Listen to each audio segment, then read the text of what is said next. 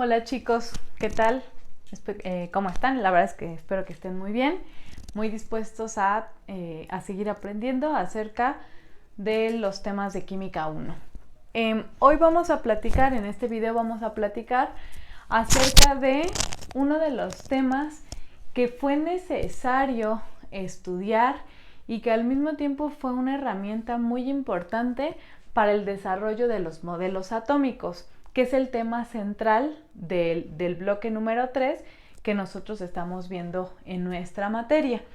Este tema del que vamos a hablar el día de hoy, pues resulta ser súper importante, una herramienta primordial para poder hacer los experimentos que hicieron los científicos para el desarrollo de los modelos, o sea, para posteriormente desarrollar y proponer modificaciones a los modelos atómicos. Este tema es la radioactividad. Hoy vamos a explicar de forma muy sencilla qué es la radioactividad, en qué consiste y a grandes rasgos cómo se descubrió. Estamos más o menos hablando del año 1895, 1896, es decir, estamos muy cerquita del año 1900, ¿ok? Previo al descubrimiento de la radioactividad, tenemos el trabajo de un físico alemán, un profesor, el cual, es el físico Röntgen,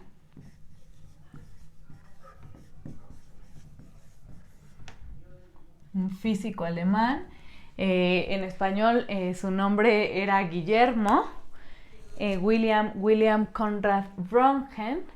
Él en 1895, aunque eso es un científico, es un físico, él hace el descubrimiento de los rayos X, que no es propiamente, no es radioactividad, sin embargo, es el antecedente al descubrimiento de la radioactividad. ¿Qué hizo Röntgen, chicos? Röntgen hizo experimentos con los rayos catódicos. ¿Te acuerdas que el modelo en el que nosotros nos quedamos la última vez fue el modelo de Thomson? Lo vimos en clase y vimos que Thomson llega a proponer este segundo modelo atómico gracias al experimento de los rayos catódicos. Estos rayos catódicos, recordaremos súper rápido, que se llevaron a cabo en un tubo de vacío, un tubo el cual se conecta como a un extractor de aire, poniendo este tubo en una condición de vacío, se le hace correr una corriente eléctrica y se le pone un cátodo y un ánodo, que son los responsables de generar una corriente de electrones.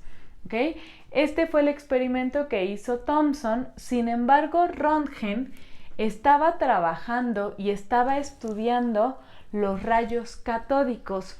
Él realmente no propone un modelo, no está estudiando como tal el rayo o el haz de electrones, que eran las partículas negativas que descubre Thomson, sino que Röntgen realmente lo que estaba estudiando era que en este tubo de rayos catódicos que él tenía y con el cual experimentaba, él observaba que si apagaba la luz, este tubo se iluminaba con una luz amarilla, pero que tenía cierto brillo.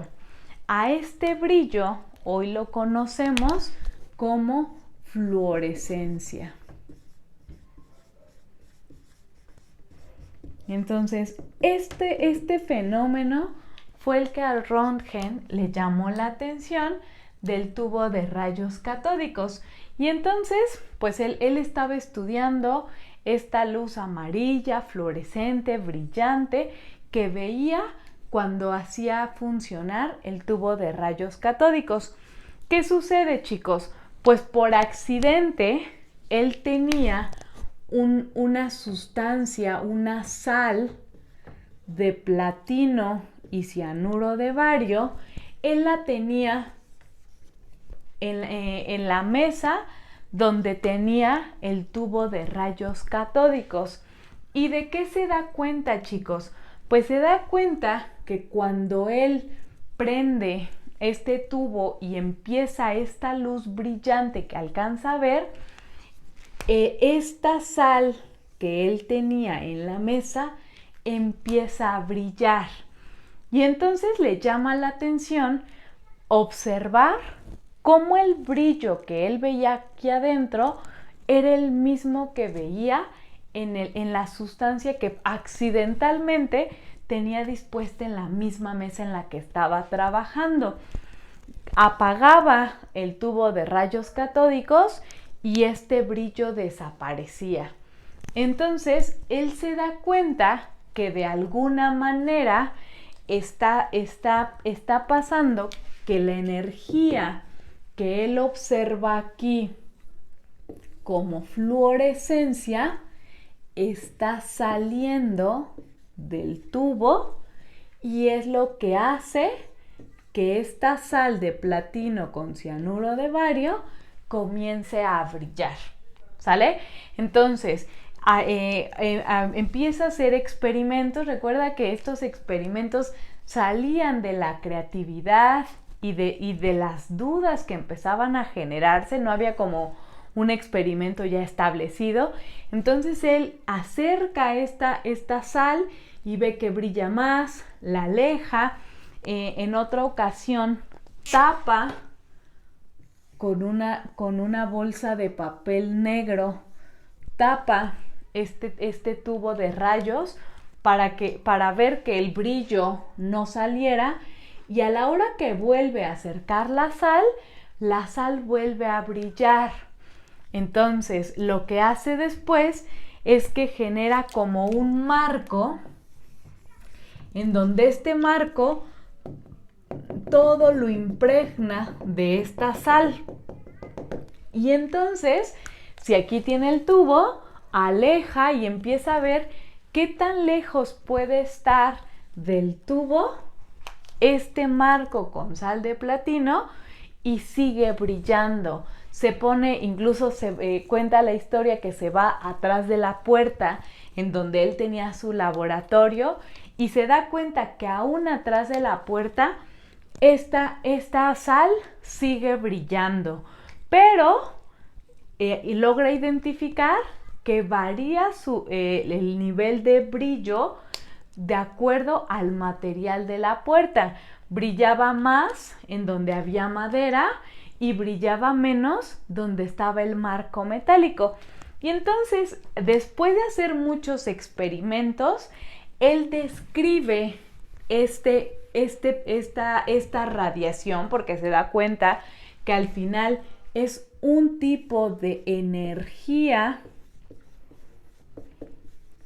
lo que acaba de descubrir, pero esta energía que él descubre en forma de rayos la denomina rayos X, porque en ese momento no hubo la tecnología suficiente ni los conocimientos suficientes para describir pues que al final era un flujo de electrones con alta energía lo que generaba estos rayos X. Entonces, como todavía no había este conocimiento, él sencillamente los describe como rayos X, como rayos incógnita, que solamente él podía describir que eran rayos de alta energía capaces de traspasar ciertos materiales en diferentes intensidades. Descubre que los rayos X pues atraviesan sin ningún problema el papel, como fue el que puso para tapar el brillo en un primera instancia, que también son capaces de traspasar la madera, algunos metales, por ejemplo, alguna lámina muy delgada de aluminio, pero lo que no logran traspasar es una placa de plomo. Eso es también lo que Röntgen descubre. Y además, Röntgen, además de ser un físico, un científico, era un aficionado a la fotografía.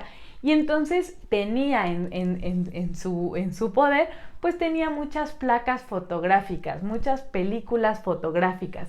Y entonces se le ocurre empezar a experimentar con estas placas fotográficas o estas películas que yo ya te platicaba, que esas películas se manchaban con la luz.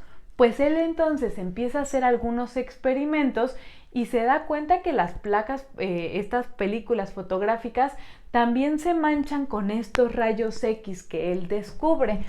Pero también descubre que si genera un aro de plomo y en medio coloca una película fotográfica, y a esta película, por ejemplo, le pone su mano y le hace incidir los rayos X, pues descubre que alcanza a ver las estructuras óseas de la mano. Y es así como Röntgen genera la primera radiografía.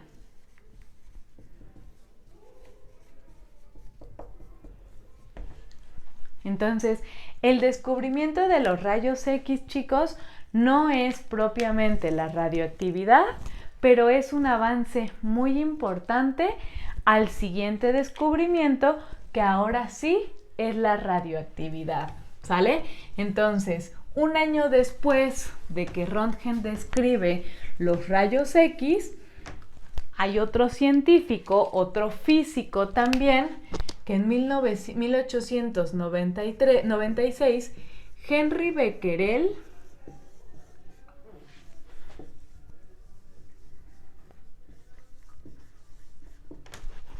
hace el descubrimiento, ahora sí propiamente, de la radioactividad. ¿Cómo la descubre? Henri Becquerel estaba estudiando el uranio, ¿ok? El uranio tal vez no de forma pura, pero estaba estudiando algunos compuestos como sales de uranio. Henri Becquerel también tomaba fotografías y pues estaba estudiando el uranio, que también tenía, a la hora que lo describían, tenía un brillo muy parecido a la fluorescencia de la que había hablado Röntgen un año antes cuando descubrió los rayos X. El uranio, como lo tenían en la naturaleza y como ellos lo venían estudiando, era una piedra como verdosa. Entonces Henri Becquerel estaba estudiando el uranio y él pensaba que el uranio brillaba porque el sol lo cargaba de energía. Y entonces Henri Becquerel lo que hacía era sacaba esta piedra, la ponía en el sol y después veía que brillaba, ¿no? Y entonces él relacionaba el brillo del uranio con la energía que le proporcionaba el sol.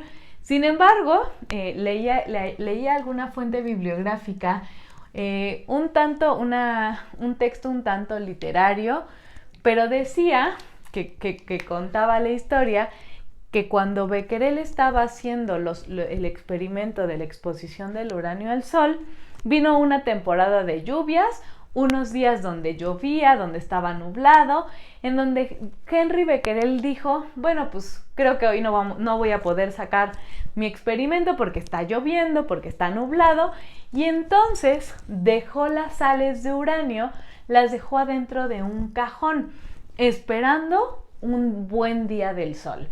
Pues pasaron varios días y en este cajón en particular, en donde puso las sales de uranio, también estaban unas películas fotográficas. Entonces, pues guardó ahí la sal de uranio sin fijarse y tal vez sin temor a dañar sus películas fotográficas. Pasaron los días y cuando hubo un buen día de sol, cuando sacó las sales de uranio para seguir con el estudio de este elemento, pues resulta que se dio cuenta que todas sus placas fotográficas estaban dañadas, estaban manchadas como si les hubiera dado el sol, el sol o la luz. Y él estaba seguro que en ese cajón no había entrado la luz. Y entonces, ¿qué descubre, chicos? Que estas sales, esta piedrita de uranio que él tenía en estudio, pues emitió energía o emitió luz de tal manera que manchó las películas fotográficas. Y es ahí donde descubre la radioactividad. Él la describe como la desintegración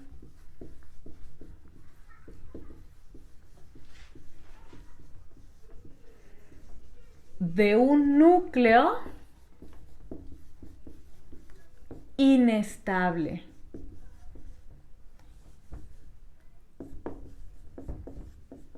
¿Ok? Pero esta desintegración, como que tal vez la empezaron a confundir con los rayos X, que los rayos X era la radiación que de la misma manera manchaba la película fotográfica. ¿Cuál era la diferencia y cuál fue la gran diferencia entre el descubrimiento de los rayos X o rayos de Röntgen, así también se llaman, y la radioactividad que descubre con el uranio? Pues la diferencia era que los rayos X necesitaban una corriente eléctrica.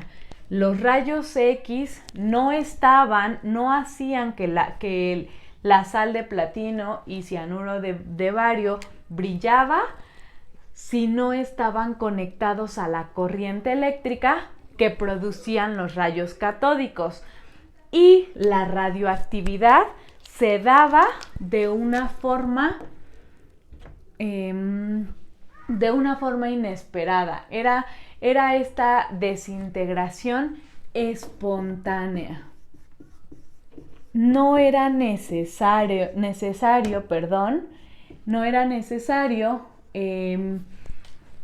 poner o darle energía a este átomo de uranio para que éste a su vez diera la energía necesaria o la radiación necesaria para manchar la película fotográfica. Él estaba seguro de que ese uranio se había mantenido en la oscuridad sin una energía, ¿ok? Sin haberle aplicado la energía que él creía que la obtenía del sol. Entonces descubre pues que esa desintegración es totalmente espontánea y viene justamente de un núcleo inestable. Es decir, normalmente la radioactividad, que después viene a complementarse con los esposos Curie, se dan cuenta que tanto el uranio como otros dos elementos que descubren los esposos Curie, como son el radio y el polonio, son elementos sumamente grandes, con núcleos muy grandes, muy pesados, que los convierten en núcleos inestables, ¿ok? Estos núcleos inestables lo que hacen es que se empiezan como a partir en pedacitos más chiquitos para encontrar la estabilidad. Esa ruptura del núcleo se da de forma espontánea. Y a esa desintegración espontánea de los núcleos inestables es a lo que ellos llaman radioactividad. Fue el descubrimiento de Becquerel, ¿ok? Y entonces después, así como te vengo platicando, vienen los esposos Marie y Pierre Curie. Sobre todo Marie. Pierre luego se incluye en la investigación. Son dos esposos que se dedican al estudio y a la medición de la energía que se libera cuando el núcleo se rompe, y descubren otros dos elementos que ya te los acabo de mencionar. Son el radio y el polonio.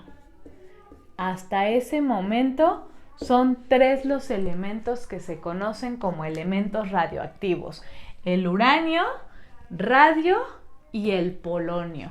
Estos 2 últimos se le atribuyen a los esposos Curie, que de hecho el haber descubierto estos 2 elementos los hace acreedores al Premio Nobel de Química por el descubrimiento de estos 2 elementos radioactivos.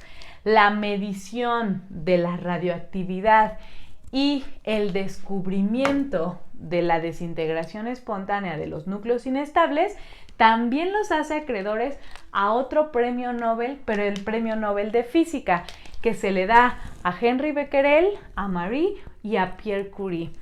Y así Marie se convierte en la primera persona a la que se le asignan 2 premios Nobel. ¿Ok? Ese es el descubrimiento como tal, chicos. ¿Qué nos interesa a nosotros? Además de conocer el antecedente y el que fue súper importante, el descubrimiento de la radioactividad para el tercer modelo atómico al menos, también nos interesa conocer los 3 principales productos de la radioactividad. Estos productos de la radioactividad los identifica Ernest Rutherford.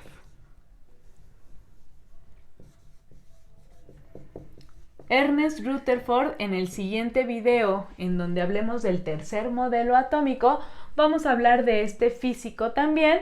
Él fue igual un científico que al mismo tiempo que Pierre, que Becquerel, etc., estuvo estudiando la radiactividad y logra identificar los 3 principales productos o los 3 resultados de la radioactividad. Es decir,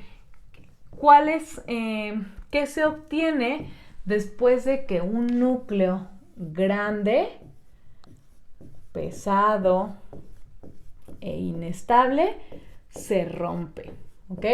Vamos a considerar que este es el núcleo de algunos de los 3 elementos de los que te acabo de hablar. Puede ser uranio, puede ser polonio o puede ser radio. Este núcleo es inestable, ¿ok? Es decir, tiene demasiada energía, tiene demasiadas partículas que el núcleo no las puede contener. Y entonces el núcleo se empieza como a fragmentar, ¿sale? Y da 3 posibles resultados, ¿ok? El primero de estos resultados, Ernest Rutherford los denomina partículas alfa. ¿Ok? Este signo que te acabo de poner aquí se llama alfa. ¿Ok? Estas partículas alfa son partículas idénticas a núcleos de helio.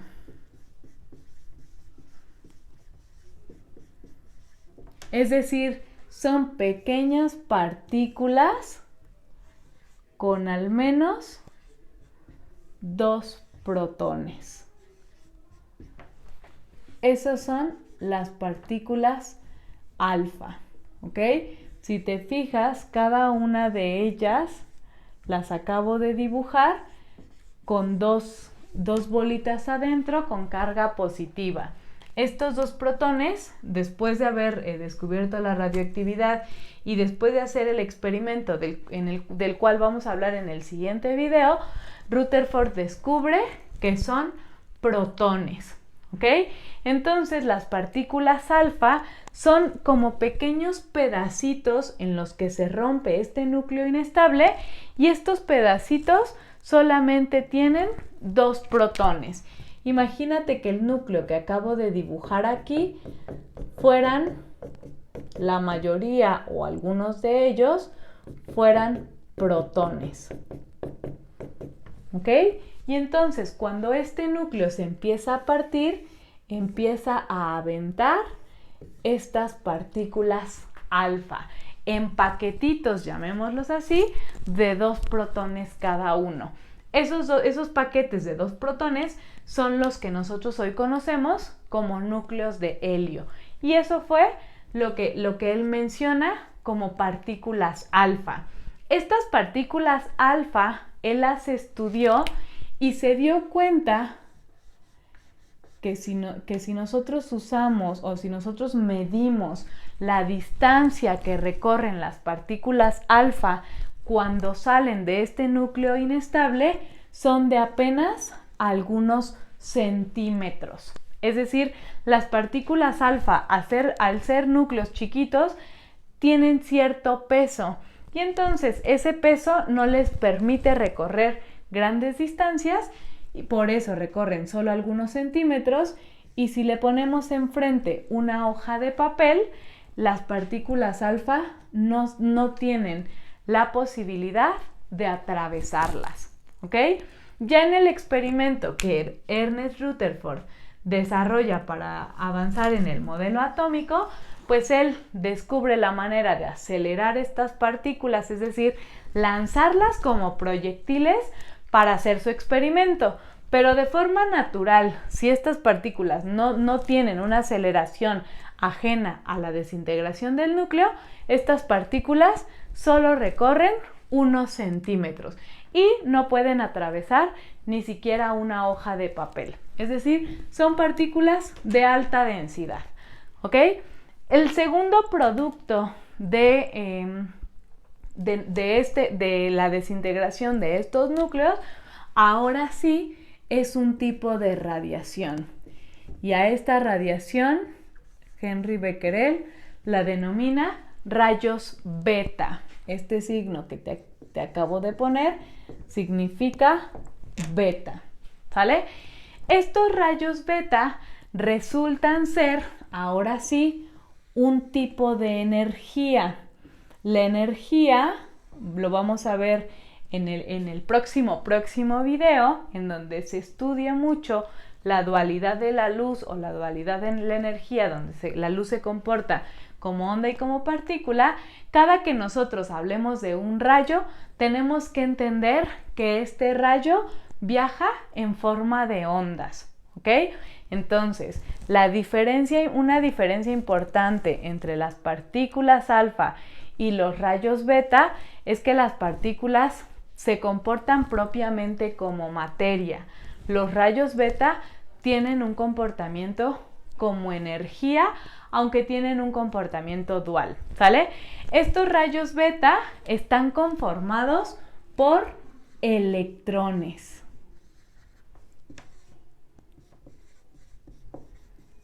¿Te acuerdas que hablamos de los electrones? Que los electrones son partículas con carga negativa. Entonces, una de las principales características de los rayos beta es que estos rayos son de carga negativa. Y las partículas alfa de las que acabamos de hablar, como son núcleos de helio con protones, estas partículas alfa tienen carga positiva, ¿sale? Los rayos beta es una radiación con carga negativa. Estos rayos, así como muy parecidos a los rayos catódicos de los que ya hablamos también, pues están compuestos de puros electrones, ¿ok? Eso hace que los rayos beta tengan mucha más energía que las partículas alfa. Esta sí ya es una forma de energía, ¿ok?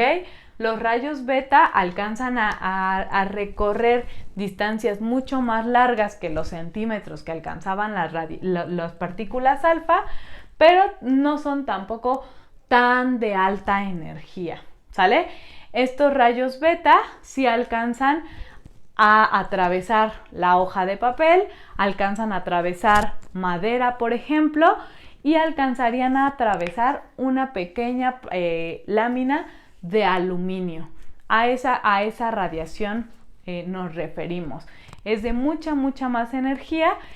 Y el tercer producto de la radioactividad, la denomina Becquerel como rayos gamma.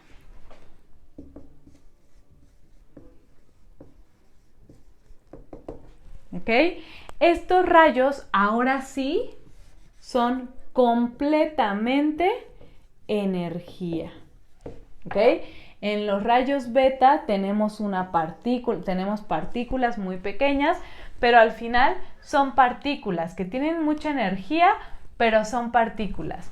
Entonces, las partículas alfa son solo materia, los rayos beta tienen esta dualidad de ondas como energía y partículas al mismo tiempo, y los rayos gamma son exclusivamente energía.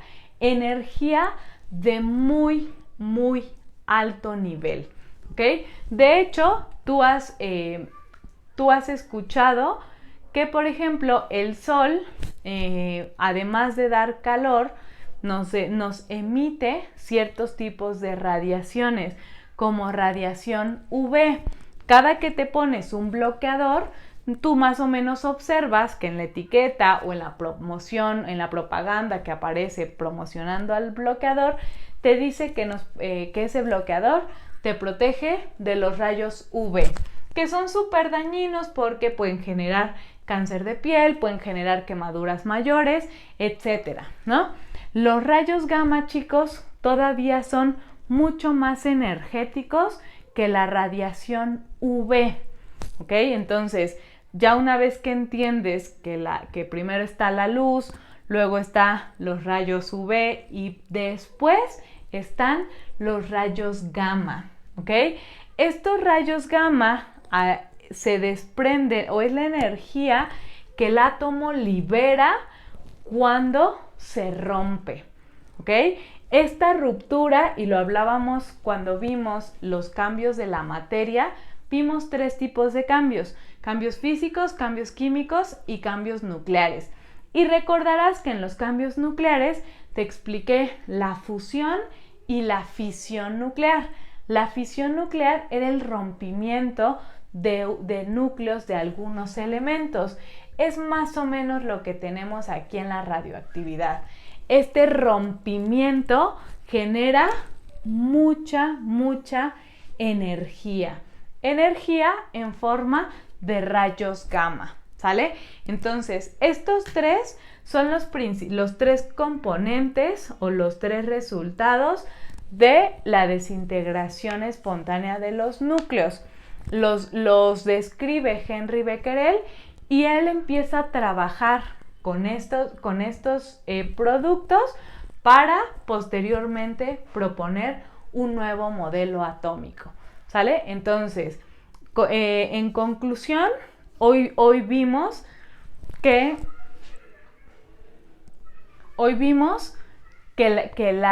los rayos X son diferentes a la radioactividad, aunque de pronto se empezaron a confundir porque tenían características muy parecidas. El color de las sustancias radioactivas se parecía a la fluorescencia que se genera en los rayos catódicos. La radiación era de mucha energía en ambos y si los acercaban a un campo magnético, ninguno se desvía. Es de tanta energía que no se ve afectada por un campo magnético. ¿Cuál es la gran diferencia, chicos? Que los rayos X se generan solamente cuando aplicamos energía y la radioactividad se genera de forma espontánea. Nos quedamos con eso y con los 3 productos de la radioactividad. Espero que haya quedado clara la explicación del día de hoy. Si tienes dudas, házmelas saber. Con gusto atenderé todas las dudas que se puedan generar. Y te espero en el siguiente video, donde vamos a explicar el tercer modelo atómico. Muchísimas gracias, chicos. Nos vemos.